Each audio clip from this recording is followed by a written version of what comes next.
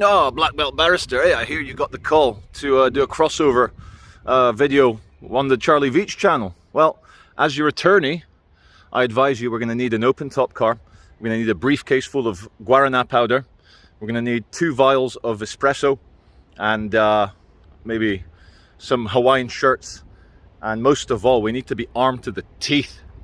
Take it away. Good morning, good afternoon, or good evening. You're watching the Charlie Veitch channel with this segment presented by me, the Black Belt Barrister. I am a practicing barrister who helps you understand law.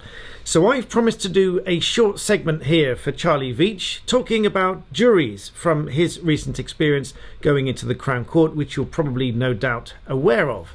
So my thoughts as a legal profession on the jury are these. We are very often spoken to about Magna Carta and various bits of common law versus legislation, which is more important, which values we should hold dear.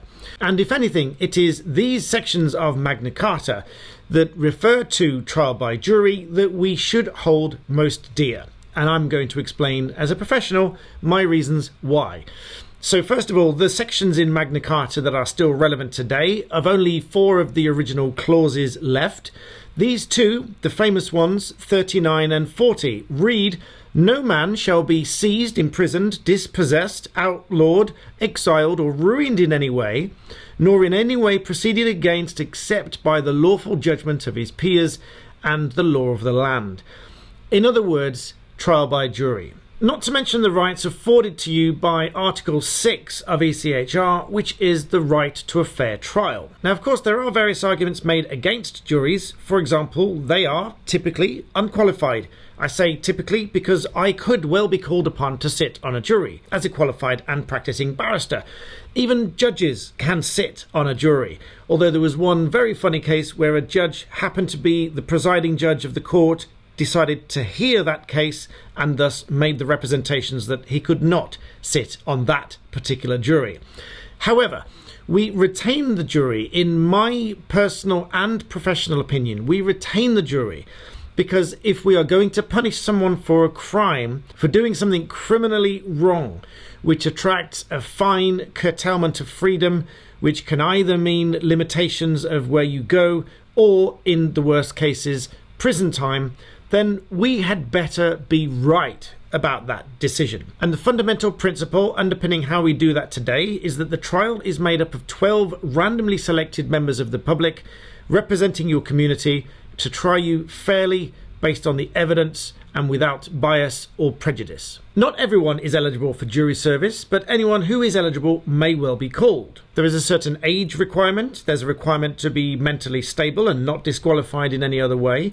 And one of those disqualifications might be being on bail for certain crimes or within a certain time period of having been called for jury service before. But ultimately, as a professional and as a person, it comes down to this. If we want to be right about punishing somebody, then it needs to be held by a jury and they need to hear all of the proper evidence. What about appeals? Many people then ask. Well, this is when we look at an error of law or an error of procedure, or perhaps evidence that was admitted that should not have been admitted, or evidence that should have been admitted but wasn't.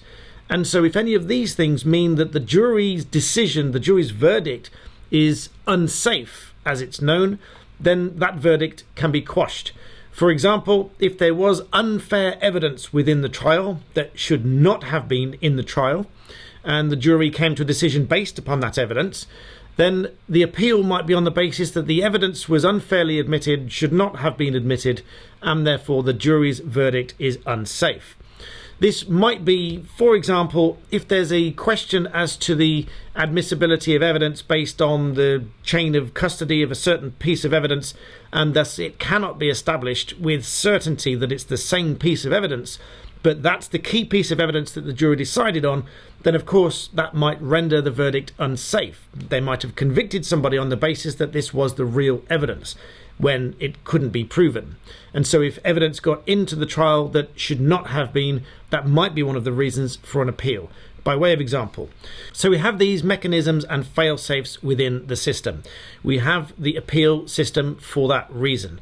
But for the decision itself, assuming that the trial is fair, it's fairly represented, and it's fairly fought and defended, and the jury hear all of the evidence, that is why the jury's verdict is taken to be a fair, accurate, and correct one.